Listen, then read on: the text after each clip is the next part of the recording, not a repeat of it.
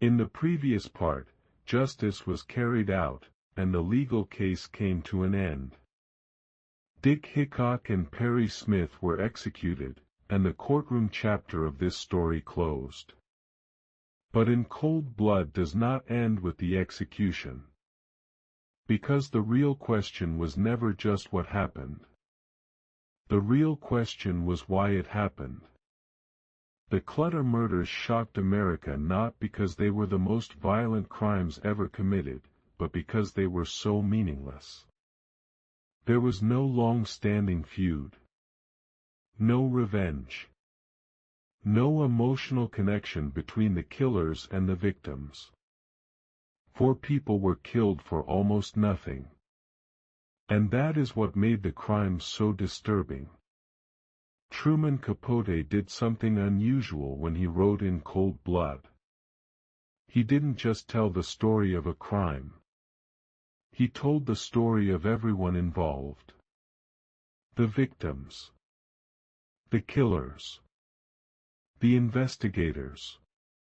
And the town that was forced to live with the aftermath. Capote wanted readers to understand that crimes like this do not happen in isolation.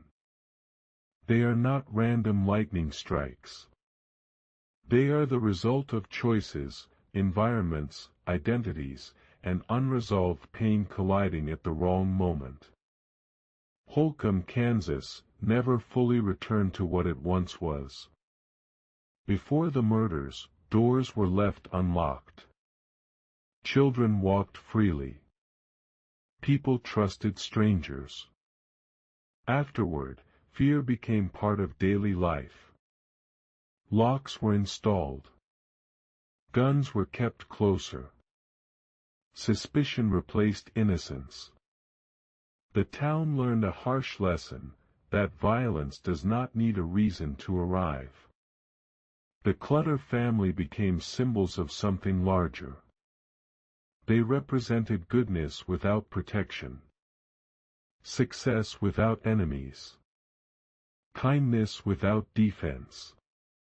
Their deaths challenged a deeply held belief in American culture, the belief that if you live right, bad things won't happen to you. In Cold Blood shattered that illusion. Perry Smith remains one of the most discussed figures in true crime history. Not because he was innocent, but because he was complicated. He was capable of sensitivity and creativity. He was capable of remorse.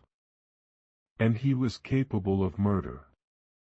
Capote did not excuse Perry's actions, but he forced readers to confront an uncomfortable truth, that people are not born monsters. They become them, piece by piece, through neglect, trauma, and repeated failure to belong. That does not remove responsibility. But it deepens understanding. Dick Hickok, by contrast, represented something else. Not tragedy, but entitlement.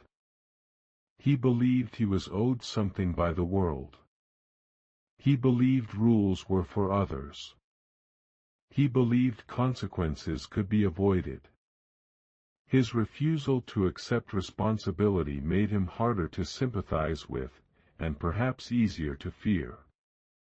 Together, Dick and Perry showed how different paths can still lead to the same destruction.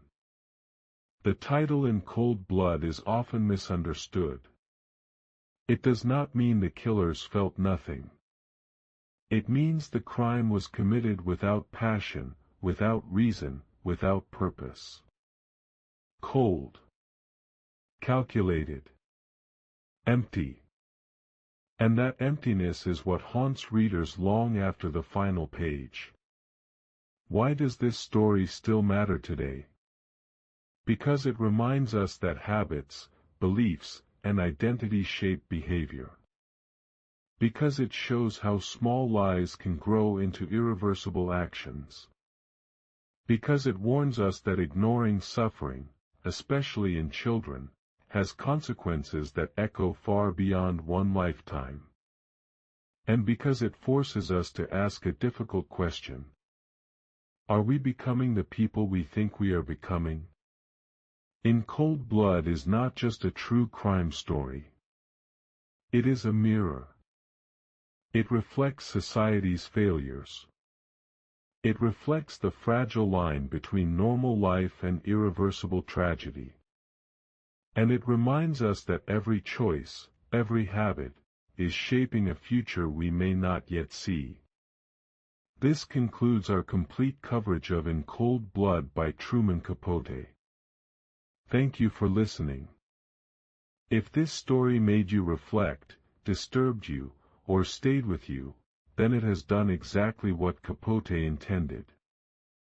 Because some stories are not meant to comfort us. They are meant to warn us.